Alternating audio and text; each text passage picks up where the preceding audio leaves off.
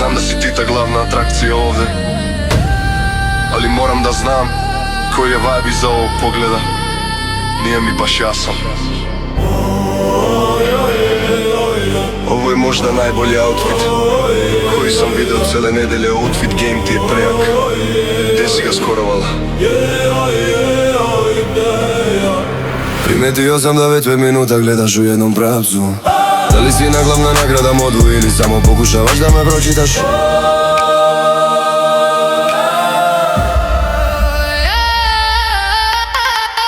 Video sam sve što treba da vidim. Možemo li sada da pređemo na after party? Ova energija je previše mainstream za nas, za nas, za nas. Ne znam da li si svesna, ali tvoj walk ima toliko glavnog lika u sebi da bi mogla da imaš sopstveni feature film. Znaš šta, neću da ti kažem da si lepa, to već znaš. Neću ti da je tvoja aura toliko skupa da ne sme mi da je dotaknem. Hajde da preskočimo small talk, bolje da mi podahnem. Šta imaš na skrivenoj listi?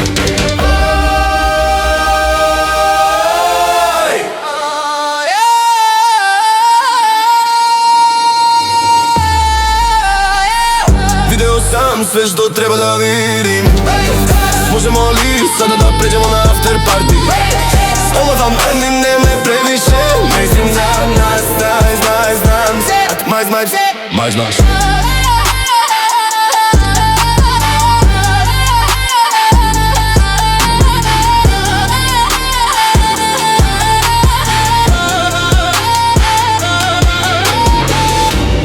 Vidi ovo da li ti se više sviđa taj flert u daljini ili bi da ti ja dokažem da sve što ti treba je tvoj lični soundtrack večeras. Izvini, moram da budem iskren, tvoja tika je bukvalno i koji sad mi reci taj.